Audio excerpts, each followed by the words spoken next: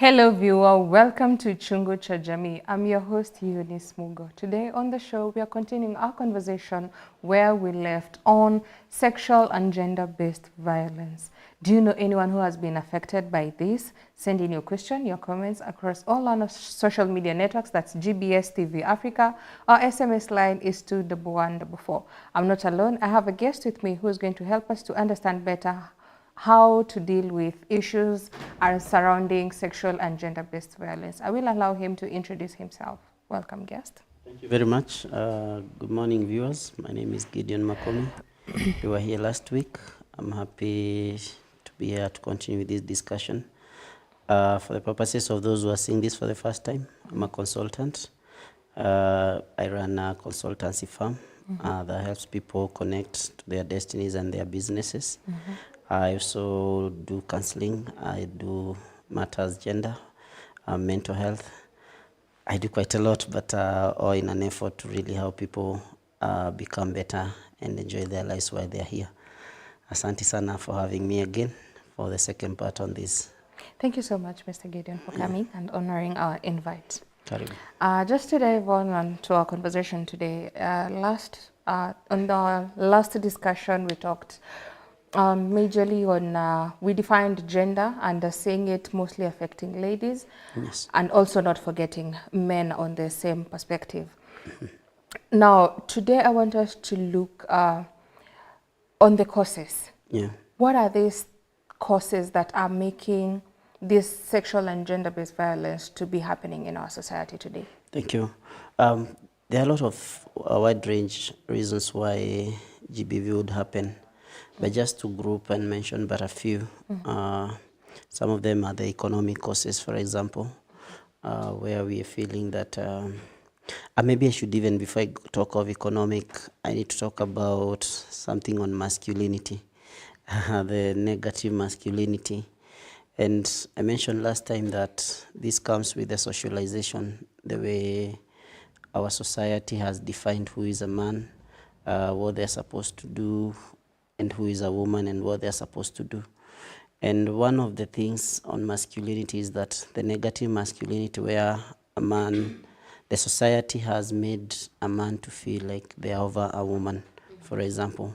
And I'm saying this because mainly gender-based violence is meted upon women because they are considered to be a weaker sex or a weaker gender. So when we have a man feeling like this woman, say in a relationship or in a marriage context, that this is my wife, she's only here to be seen, not to be heard, for example, then should a woman want to speak, then that negative masculinity comes in place in form of, I am the man here, and therefore I can do anything that I like. That is one of the causes. Of course, we have economic causes, where, and this one doesn't happen directly, but you find just because I'm providing, either I'm a man or a woman, then I feel I can do anything to you. You're just here in the house, you eat my money, you live under my roof. You're entitled. So that entitlement brings about these issues because someone is feeling, if I'm doing everything to you, then even if I was to hit you, for example, there isn't anything wrong about that. So those are that's how economic factors come in.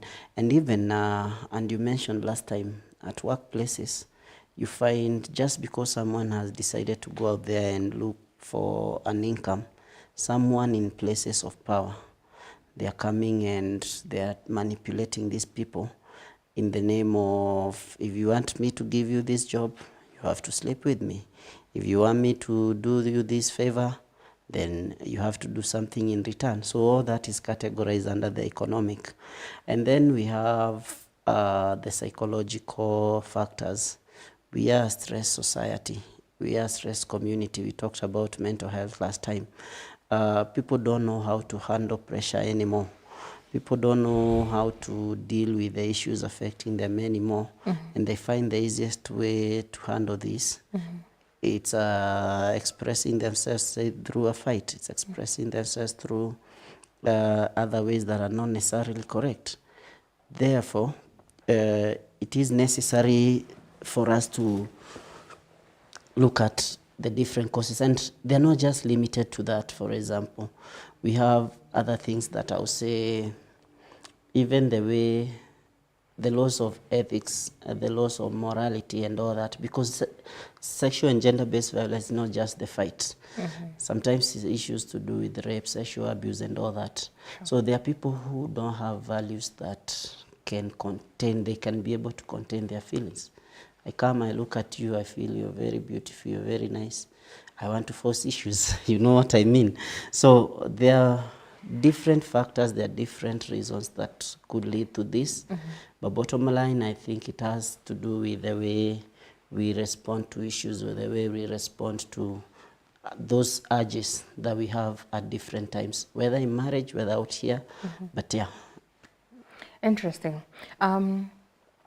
You've mentioned something that has made me think about this. You've mentioned something that we had discussed previously regarding the work environment. Yes. I want us to look at it in a broader perspective, because I remember we also discussed about how different communities are able to handle this matter. I'm looking at it from the school of thought of international, whereby you find, this is my own research and also based to people that you talk to, that you find Kenya being a third world country, the other countries that are more developed than Kenya, or other countries that feel they are more entitled to us, have it, the masculinity that you are talking about, whereby, I don't want to mention countries in particular, but you find people in different countries looking down upon, not even Kenyans necessarily, but rather in a large perspective, Africans, where simply because you're black and they feel, let me put it white, they feel more dominant. I don't know, it's because of brought forward from the colonialism time, coming to where we are today. Because you'll find that when you're going to find jobs or finding greener pastures abroad, these are the things that are happening. People who are coming back with a lot of traumas, with a lot of heartaches, with a lot of diseases, problems, name it. You're going to look for money, but you're coming back very broke, maybe worse than even how you left. Yes. How do we handle such an issue, especially when it comes to international states? And whereby, like the other time I was seeing it on news, like the British Army in, I think, Nyahururu or somewhere, having them coming to train in Kenya, but again forcing the women around that area, and a lot of them are being left single. With their children and no responsibility taken thereof. And they cannot do anything. It's just that the media came in to step in and to maybe make their voice out and heard. But these people are nowhere to be found. They're protected by their countries. How do we handle such a thing? Yeah, I came across that it was happening in Nanyuki here, Batuk. One thing that I need to let our listeners know is that at any given moment, if you know yourself and you know your value, you don't have to allow anyone to exercise their... We have two things. We call the superiority complex and the inferiority complex.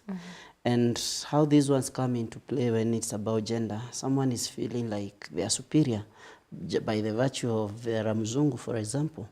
And it's happening a lot even at the coasts. Our girls, our young girls, they're finding themselves in very weird places. Some have even had to gone to an extent of being forced into sex, even recorded sex, because they need the coin, they need the money. But one thing I'll let our viewers know is that there's no one, just by the fact that you're black and another person is white, we call it the racism, it doesn't make you a weaker person because of your color. I like what one of the best authors, it's called Ben Carson. He's black. He was a neurosurgeon in the US. He says that we have equal brains with equal potential. So it's for our society to know that wherever you are, the capacity of your mind is the same as the capacity of any other person, regardless of their skin color, regardless of where they come from. I think if we sensitize our society so much that they get to know that it is never about the color, it's never about the positions, it's really about me, that would help them to be able to deal with this. Because sometimes you go to a place and you have already discredited yourself. You're already feeling like I'm weak. You're already feeling I'm at the point of disadvantage and the other one is at the point of vantage. So therefore, anything this person tells me, sometimes I'm forced to compromise. I think it is for our boys and girls to know that I am okay the way I am. I am good. I have what it takes to excel. I have the potential of becoming what I want to become without having to compromise or without having to give in to things that are against my norms, things that are against my virtues. Because again, the moment we allow our morality and our virtues to go down, it is when we open door to that compromise. And it is when you feel like, it's okay, I'm just doing this one time. But if you do it one time, at the second time will come, at that time will come. Before you know it, you've been used. Yeah. And you've lost that value in the very first place that you had. Yeah. I want us to talk about those who are disabled, maybe physically, more so physically disabled. You find these are the people who are victimized more so when it comes to sexual and gender-based violence. From my school of thought, I stand to be corrected. I think it's mainly because also research has it that because they cannot fight for themselves. Who fights for the disabled people when they are going through this sexual and gender-based violence? Oh, yeah, it's a tricky one, considering that some of them may not even be in a position to express themselves. And we call them people with special needs. I think what I have seen happening out here with the civil society, a lot of people are coming and bringing that sensitization to them. And some of the programs that are running out here, they are to even show them, to expose them to what is happening and some of the preventive measures. And they may have not had equal opportunities like the rest of the people because of maybe the special needs that they have. But one thing that I know is that even us who are not necessarily in that space, we have a chance to stand for them. We have a chance to even sensitize our community that there are people like us.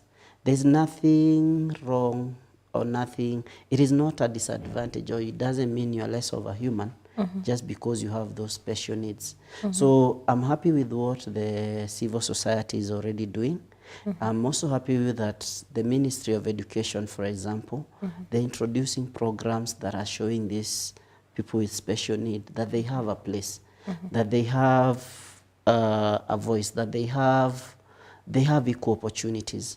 So that sensitization becomes one of the best ways to deal with that. And secondly, having programs, either by the government or the civil society, programs that are coming to first give these people confidence, and second, make the society know that just because I can't walk, it doesn't mean I'm less of a human being. Just because I can't talk, it doesn't mean I'm less of a human being. So that sensitization and efforts by the government and the civil society, I think these are the people who are now coming out to really defend them. And on the other hand, there are also laws and policies around that. And these laws are not only for people who don't have special needs. It covers both with the special need and the ones without. So there are efforts that are already going on. There are even bodies that are specifically dealing with people with special need. So there are those avenues that are available. Yeah. Interesting. Moving on, having talked about the special able people, also in our society, we find that, or rather in the global village, you find that where there is war and conflict, women and children are mostly affected. Yeah. The sexual and gender-based violence goes without question. So when these things are happening, when we are going maybe through a war, when you are going through conflicts, when you are going through demonstrations, just name it, the misunderstandings that are there maybe between a government and the people of the country or the people themselves, how do we get to protect women and children more so because they are the most affected people, because mainly those who are in the front line fighting are the men. How do we protect these women and the children together so that they are not victimized when it comes to the sexual and gender-based violence? Thank you. One of the ways we can do this, go back to what I had mentioned about the negative masculinity. Sure. It's promoting positive masculinity. Sure. And sensitizing our men who are going out there. And I know these are some of the programs that are done even during the training for the forces and all that, for the servicemen. But we need to let men know that you do not exercise power or show power by abusing another, in this case a woman. And it's very sad when you look at the statistics, because they are saying that 40 up to 70% of gender-based violence, in this case women, they never report. It's also another way of preventing is to ensuring that these women know that there are avenues of speaking what has happened to them. And in war zones, it might be slightly different because this you don't have control. You may never even know who it is.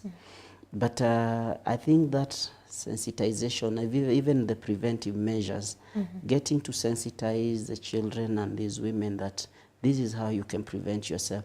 These are some of the situations that you should avoid getting into, because sometimes, and I'm happy, I saw in one of the slums around, to be specific, Korogosho, I saw another one in Nyahururu.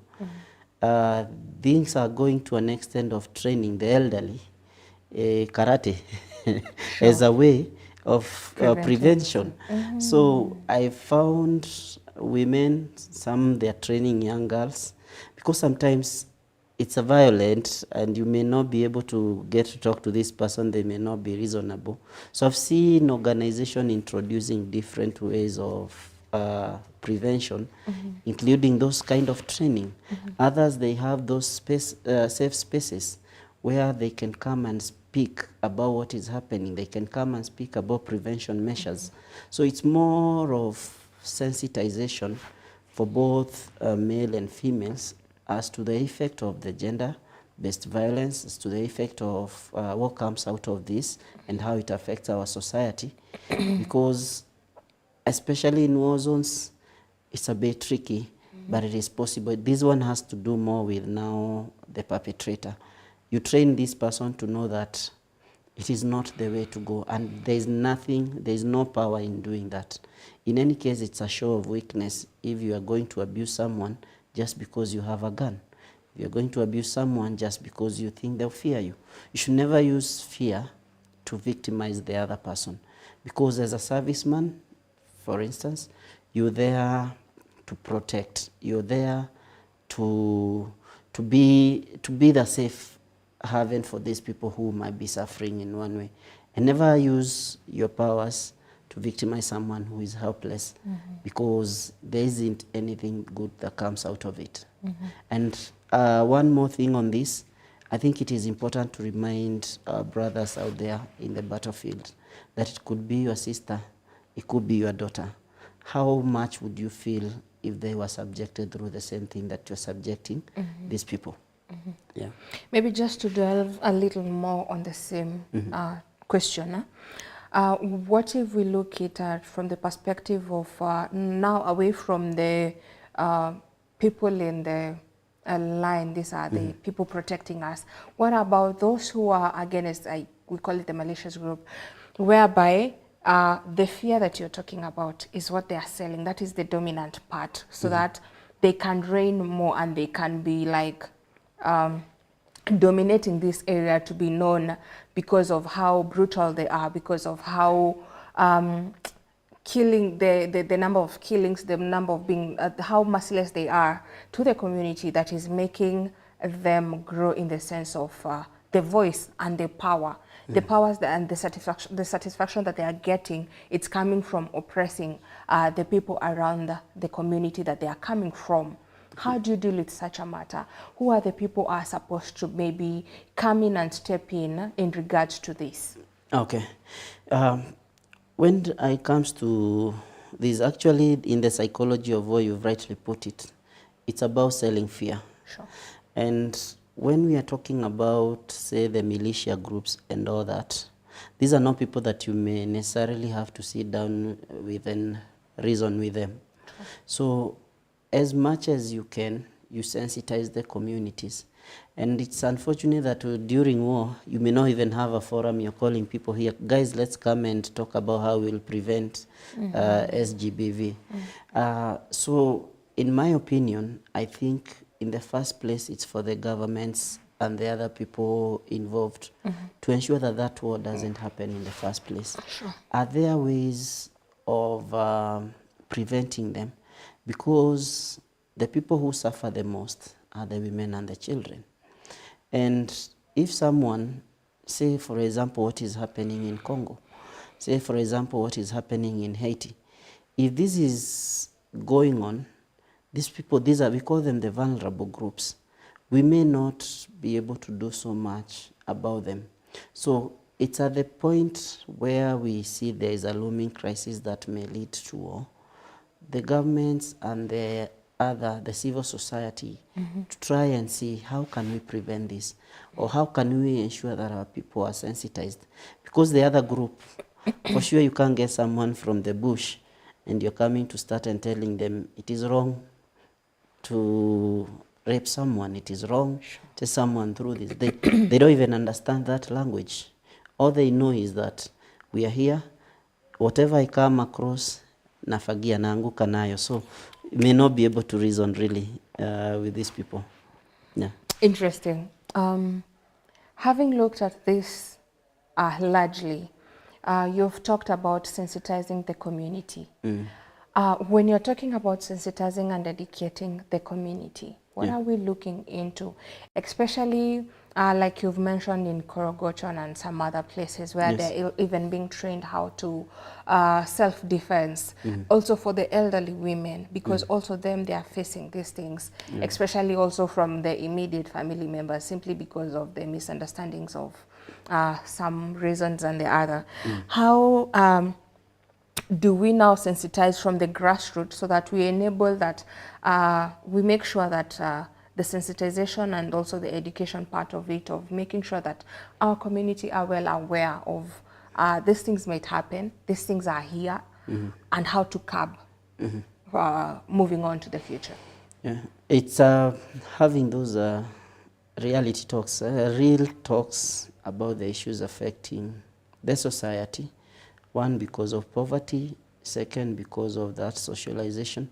It's really for every member of the community to get to know that I have a place and I have a responsibility of preventing this from happening. And another important thing during the sensitization is letting our young girls, for example, and even boys nowadays, know that it is okay to say no, and no means no. Because we've grown in a community where we think if a girl says no, it's actually when they're saying yes. And that has been one statement that has been really promoting the issue of sexual gender-based violence. Because you're thinking just because she's saying no ni kujifanya. So we need this sensitization. It's everyone's responsibility. From the area chiefs, from the local leaders, from the community itself, even the churches. And here I need to emphasize that I think it is time our churches started having the real talks. Because some of these discussions, everyone is closing an ear to them. It is happening even in the same churches. Members are getting abused. Different people are doing different things. Just because you're in a church, I think it is very necessary to mention here that there's no one who is immune to this.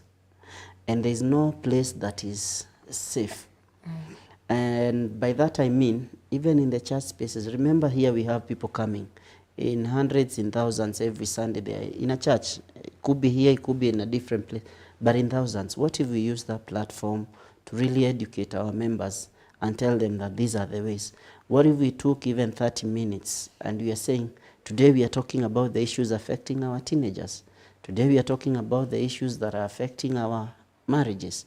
So I think it is a conversation that needs to be taken in an what I call a holistic approach, where everyone is playing their part in the best way they know how, and we take SGBV as our common enemy.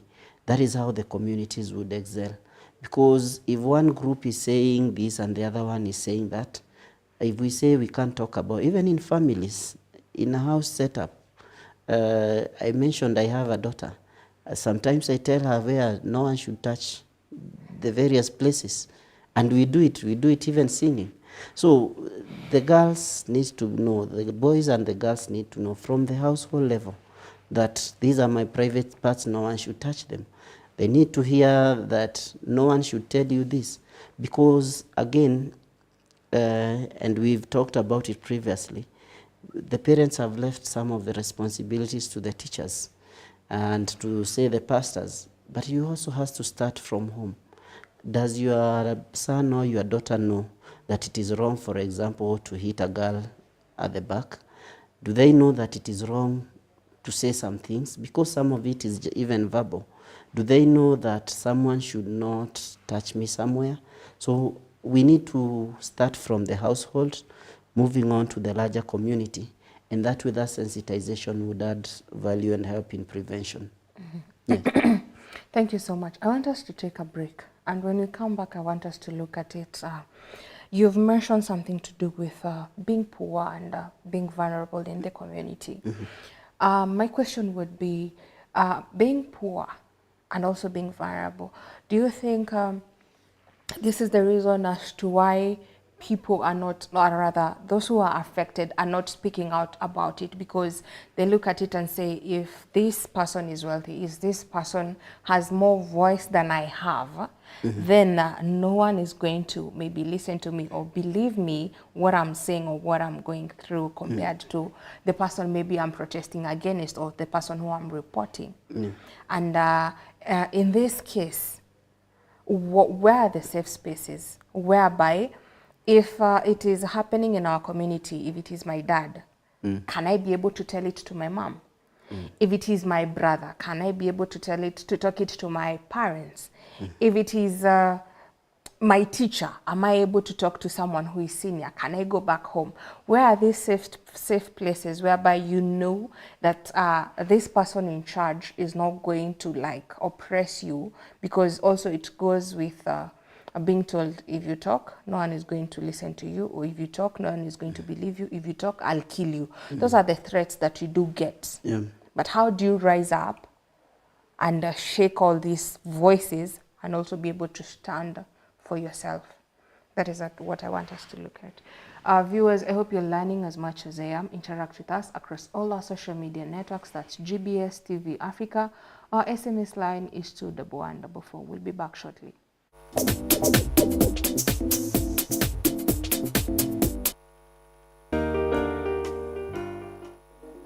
Wanasema afadhali nililie kwa Range Rover na nicheke kwa baiskeli. Ndio hiyo sasa. So ukisikiza wengine wanakuanga ni uongo. Wanataka kukuonyesha ni pia pressure. Mimi siwezi amka, akikuja late siwezi amka nimpatie chakula, siwezi fanya. That is a friend of mine. Aliniambia yeye bwana yake ni mtu wa kununa. Ana jam sometimes, sijui anaweza maybe ameboeka huko kazini, akikuja kwa nyumba amejam tu. Mtu hata labda akulangi kama mzee ajaingia kwa hiyo nyumba. Labda akulangi ama akisikia tu mlango ndio hiyo imeguzwa, ako chini. Hapo kutuitiwa, unapelekwa mahali, unaanza kuchapa mahesabu yako. Hii pesa ingelipa school fees. Tungenunua vitu zingine tuongezee kwa nyumba. Then naturally wajaomba watu wakupayuka, si kama sisi. Na thema unakaa na mtu, unakaa ukijua this person akiwa real ama akiwa na pressure fulani.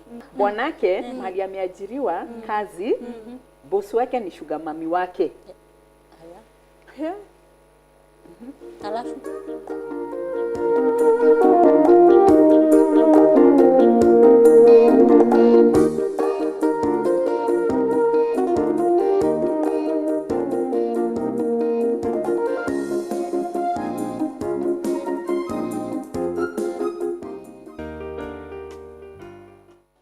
So through the 4 gospel books, Matthew, Mark, and Luke, John, we can know the heart of Jesus in depth. 그리고 우리가 느끼는 그 예수님을 성경을 통해 느낄 수 있어서 너무 감사합니다. And the Jesus that we can feel him through the scriptures, and I'm very thankful about that. Jesus Christ came to this earth for our 우리 죄를 sins. 지셨고 He carried our sins, 십자가에 못 박혀 죽어 죄의 형벌을 당하셨고 and he was crucified, and he received the punishment for sins, 무덤에 들어가셨다가 and he was put into the tomb 사흘 만에 부활하셨습니다. and resurrected in 3 days. 이것이 우리가 말하는 복음입니다. This is the gospel that we speak, 예수님께 우리 죄를 위해 죽으신 이야기. about how Jesus died for our sins. The purpose of Jesus being 우리 crucified, 죄를 담당하기 위하여 십자가에 못 박혀 죽으셨습니다. he was crucified to pay for our 그리고 sins. 예수 십자가에 못 박혀 죽으심으로 우리 죄가 분명히 씻어졌는데 And through Jesus being crucified, clearly our sins have been washed clean. 참 안타깝게도 많은 사람은 여전히 죄인이라고 말합니다. However, unfortunately, many people still say that they are sinners.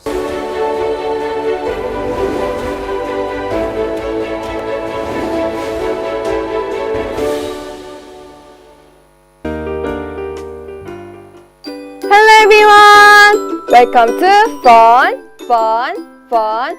Alright class, friends, do you know what we're going to make today? Yes, we're going to make a star. Now let's begin our class. Time to make. First, you're going to fold your paper into triangles.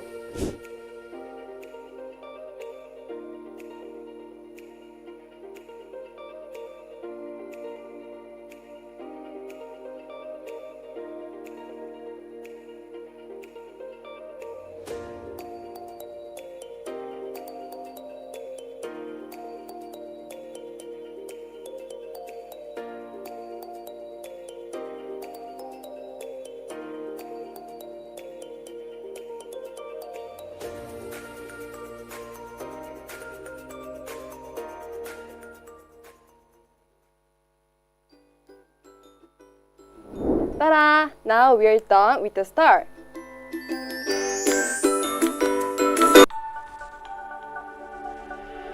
Everywhere, GBS.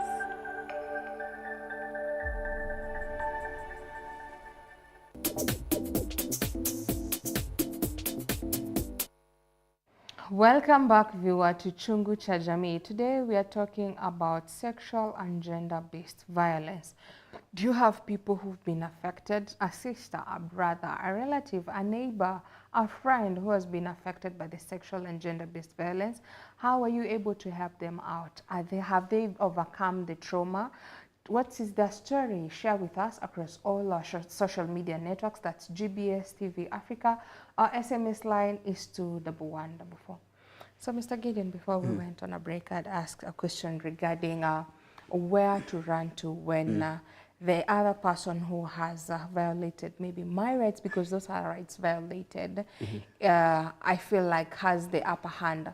How to be able to shake the voices and be able to stand for myself. Firmly and boldly against all odds. Yeah. I need to start by mentioning that there isn't good SGBV and bad SGBV. And by that I mean the perpetrator, regardless of who they are, they have done something wrong.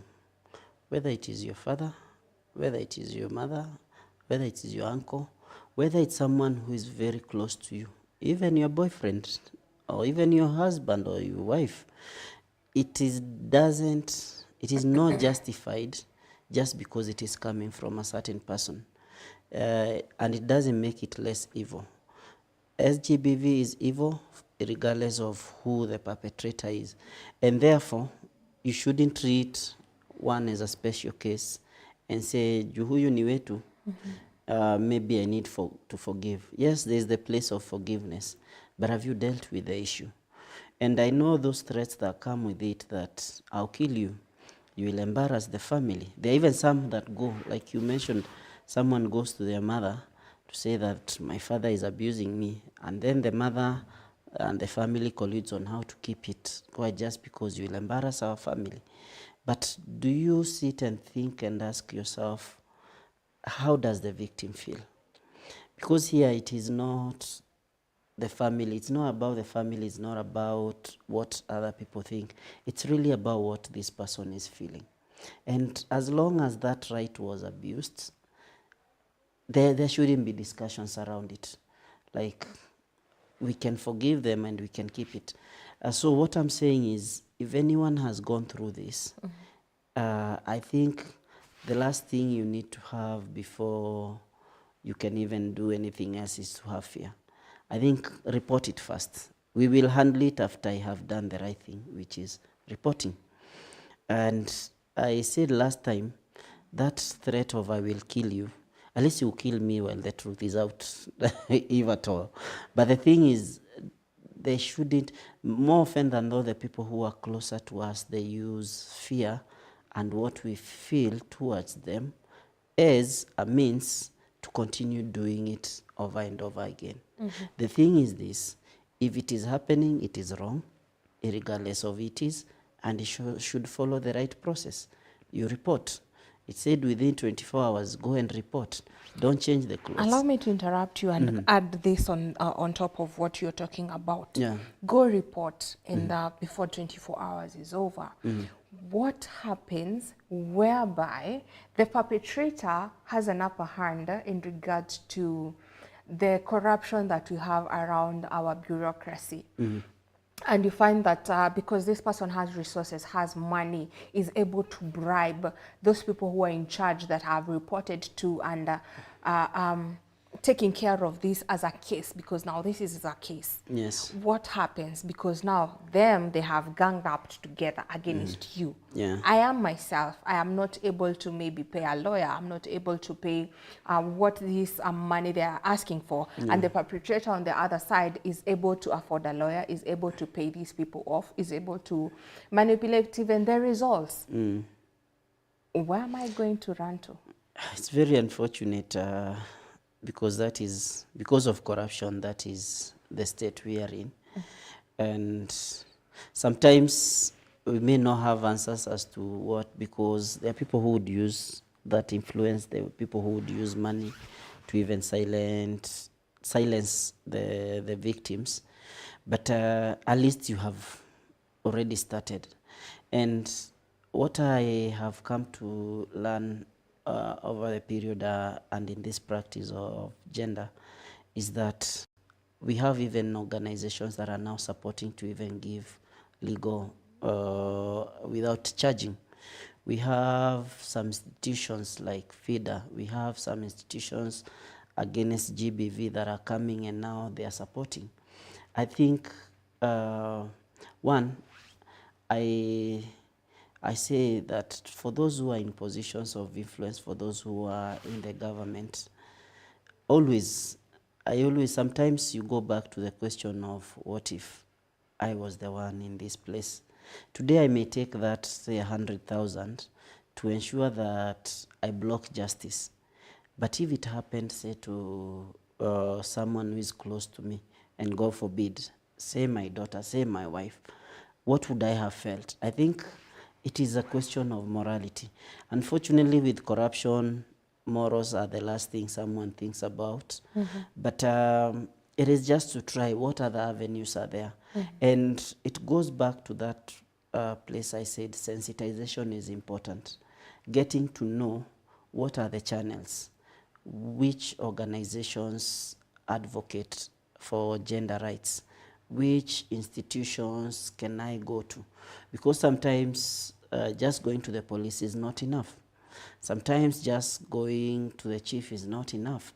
Some of them can be compromised. But I am almost 100% sure you can't compromise each and every person. You can do so much, but there are other avenues. So it's for this, for the victims and those supporting the victim to know which other place. If the police have been compromised, which other place can we go to?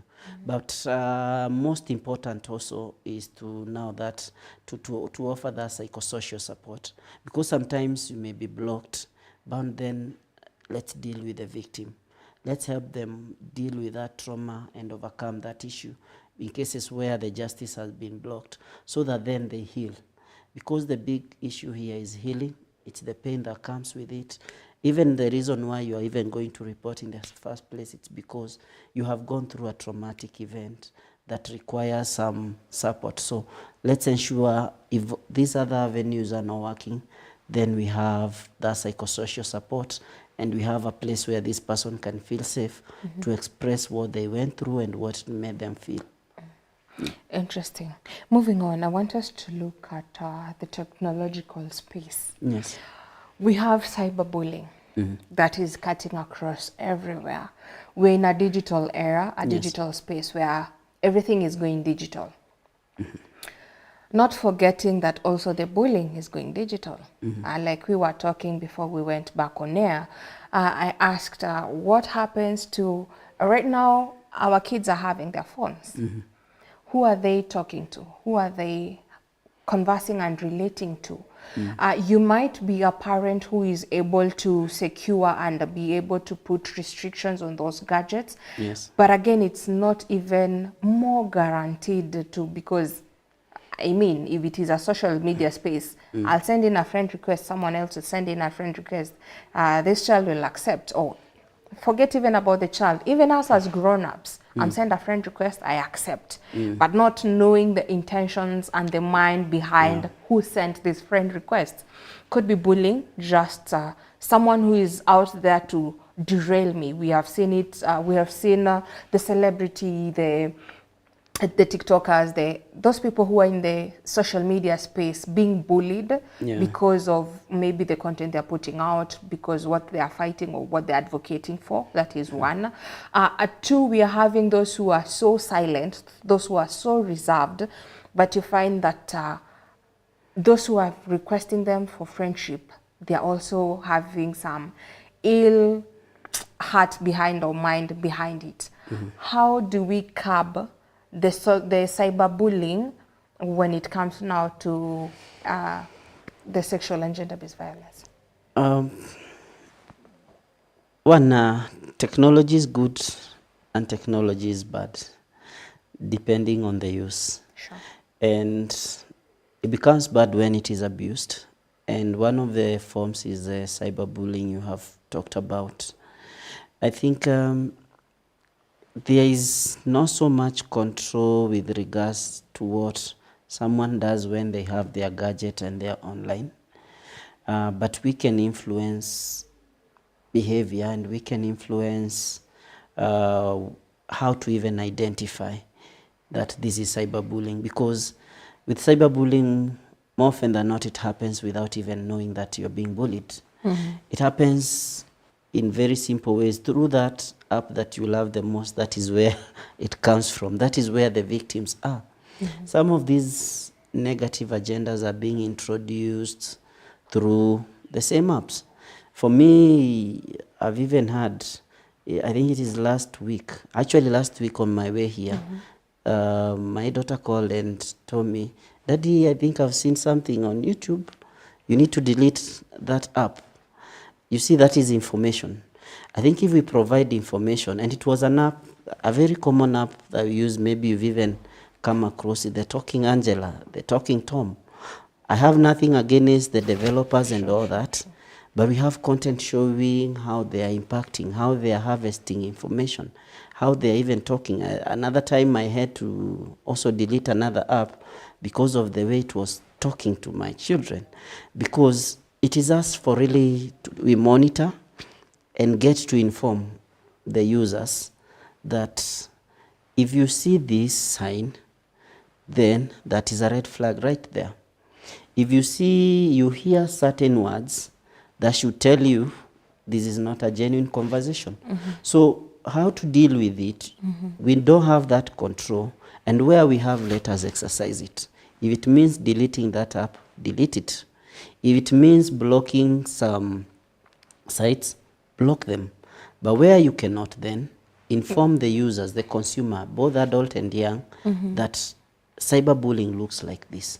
So that sensitization, that provision of that information becomes very critical in ensuring that we are preventing that from happening. In cases like we were talking about offline, where you are asked to send your nudes, where you are asked to send a certain thing for you to be able to get a certain job, you need to know that any job that you deserve is the one you get on merit. It is not about your looks. What does your look got to do with, for example, a secretariat job? What does it got to do with being? I know they say the looks, the figure, and all those matter, but I would have used a strong word that we call BS, but that is nonsense.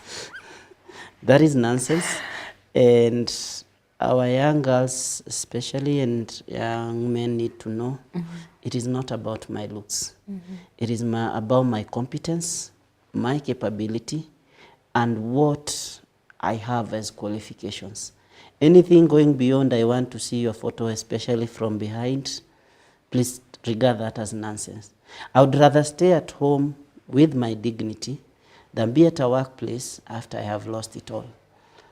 And this has to do with your values. What do you believe about wewe mwenyewe? Where is your value? Where do you have self-esteem so much that you know, no matter what, I should not use my body to get this position? Do you have that self-esteem and that self-awareness to know that you can stand on the face of someone and tell them, I'm not sleeping with you for you to give me this favor. I would rather leave it. Away from the favor, Yeah. wanasema, if you're being asked to send a photo, ni picha tu.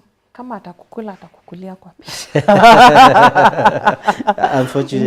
What happens with such a what happens with such a mindset whereby because if you're maybe aspiring to be an air hostess, kuna those criteria and those this height, this big or this small, this if you're looking for a bouncer, you have to be masculine, you have to be, there are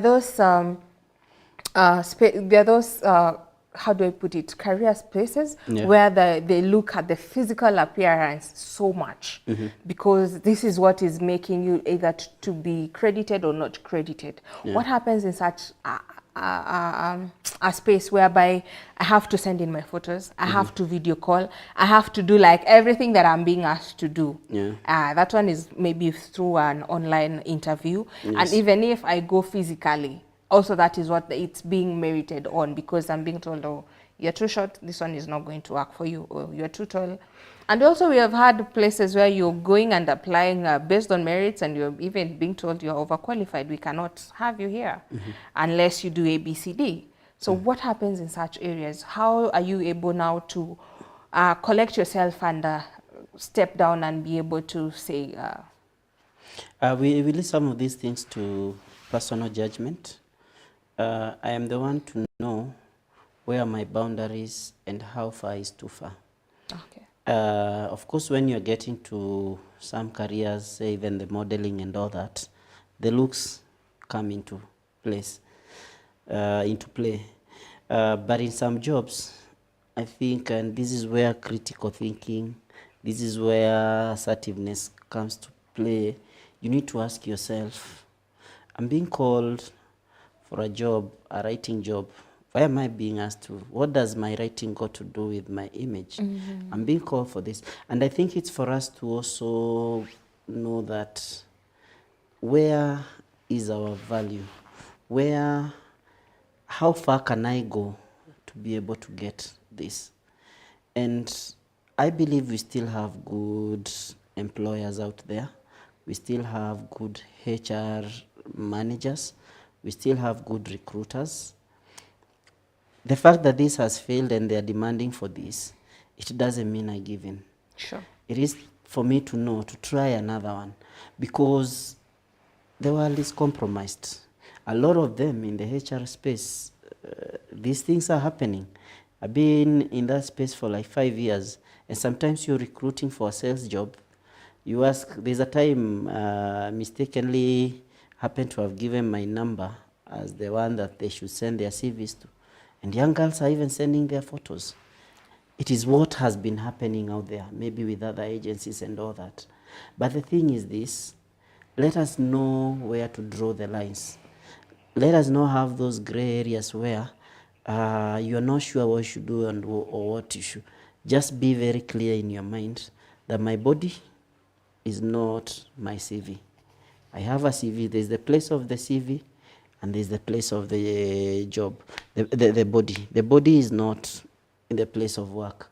The CV is not in that other place. Because when we confuse the two, where you want to be compromised, you want to sleep with everyone, you are even sometimes, I put it this way, sometimes you allow yourself to get to that space. The moment you start, you never stop.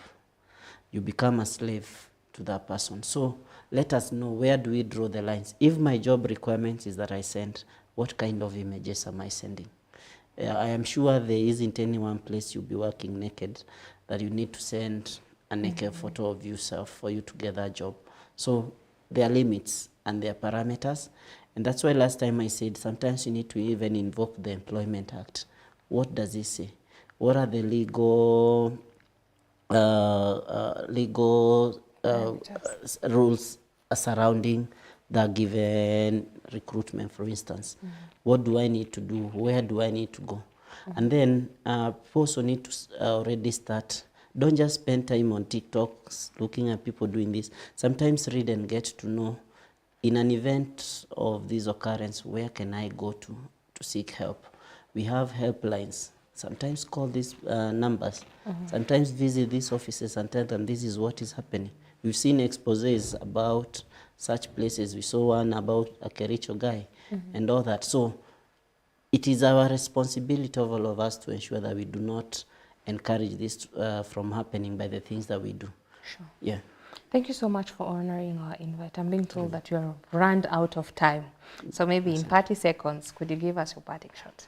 My parting shot is that each one of us, we have the responsibility of ensuring we create a safe society and a safe community. So let us take it upon ourselves to sensitize our boys and girls as to what is their role in the society, so that then they don't get polluted with the other beliefs and other stereotypes about men and women. But together we can be able to prevent SGBV. Asante sana. And thank you so much. Viewer, I hope you've learned as much as I have.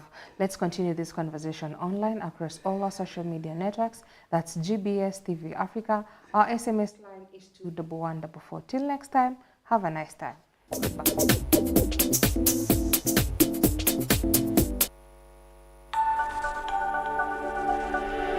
Everywhere, GBS.